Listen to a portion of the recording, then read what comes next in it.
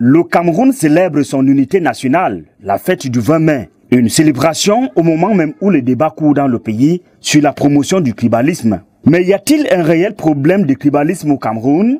L'affirmative pour quelques personnes. Moi je pense qu'il y a du tribalisme au Cameroun parce que lorsqu'il y a des concours, nous retrouvons 70% des noms du centre. Bon, soit du centre ou du sud, dans les noms un peu là que nous connaissons tous.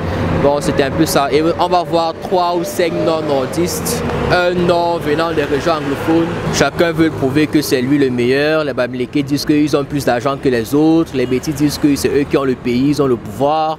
D'autres personnes disent que c'est eux les plus intelligents. Il faut qu'on se dise la vérité, il y a un tribalisme réel. On a des replis communautaires qui tendent à privilégier uniquement leurs intérêts. Je pense que c'est des formes de discrimination. Elles sont peut-être sournoises, mais elles sont réelles. Si vous allez dans le secteur des banques et des finances, vous trouverez un type d'ethnie. Si vous allez dans le secteur de l'administration, vous trouverez un type d'ethnie. Si vous allez dans les universités, vous verrez qu'il y a des départements qui n'appartiennent qu'à une ethnie. Vous pouvez être brillant comme vous voulez, mais vous n'aurez jamais la première note dans la matière en question. La majorité s'inscrit en faux. Pour cela, ce sont les leaders politiques qui entretiennent cette perception pour des raisons inavouées. En général, non. Parce que nous vivons tous ensemble, nous avons des familles qui se mélangent sans cesse. Dans mon cas personnel, j'ai des amitiés de la famille dans beaucoup de régions du Cameroun et ça ne me pose aucun problème. Je ne pense pas qu'il y a tribalisme au Cameroun. Moi, je pense que c'est une histoire de grandeur, de jalousie. Ce n'est pas du tribalisme, c'est le pouvoir en fait qui crée tout ceci. Ce n'est pas du tribalisme, pour moi, ce n'est pas ça. C'est l'argent, mais tribalisme, non. Donc il y a certaines places qui emmènent les autres à dire du mal à certaines personnes, c'est-à-dire à dire du mal des autres, quoi. Quand on parle de tribalisme, il y aurait des guerres ici pour du tribalisme, mais on n'a pas de guerre.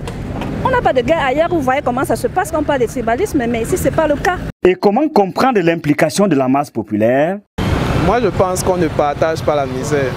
Et plus il y a de la misère et de la fragilité dans la société, plus les gens font un petit repli, cherchent des raisons souvent fausses. Et sans compter maintenant les manipulations des politiques, malheureusement. Tribalisme ou pas dans le pays, les citoyens souhaiteraient tout de même que des solutions soient trouvées sur des sujets qui divisent l'opinion. L'unité du Cameroun en dépend. Une égalité de chances aux uns et aux autres, c'est-à-dire en définissant des critères objectifs, par exemple d'embauche, en rendant accessible l'information, qu'on ait le mérite qui revient, pas le mérite des façades qu'on dit, mais un mérite qui revient sur la base des indicateurs objectifs très clairs et connus. Le problème foncier est réel, mais c'est une fausse solution que de s'attaquer au tribalisme parce que ça n'a aucun sens. Peut-être que la législation n'est pas adaptée à notre société. Il faudrait l'adapter. Maintenant, il faudrait un consensus national pour le faire. Ça ne sert à rien de chercher de fausses raisons parce que de toute façon, même si jamais on excluait les uns les autres de toutes les régions, ça ne résoudrait pas le problème. Le problème du foncier resterait le même. Les problèmes fonciers sont ce qui divise un peu plus les masses populaires. Se considérant comme autochtones, certaines ethnies crient à l'accaparement de leurs terres par d'autres groupes au nom du pouvoir d'achat non faillible.